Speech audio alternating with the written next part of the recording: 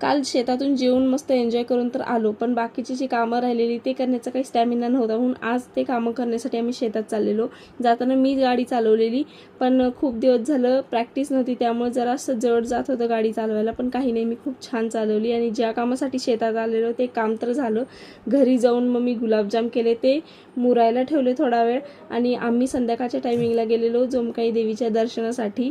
ह्याच देवीची यात्रा होती, पण यात्रा वगैरे सगळं झाल्यावर आम्ही दर्शनाला आलेलो, कारण घरामध्ये इतके सगळे पाहुणे वगैरे होते, त्यामुळं बाहेर पडताच येत नव्हतं. त्यामुळे आज आलेलो आणि तिथंच थोडा वेळ टाईमपास केला. आणि इथं आलं ना खूप छान वाटतं, एकदम शांत वाटतं.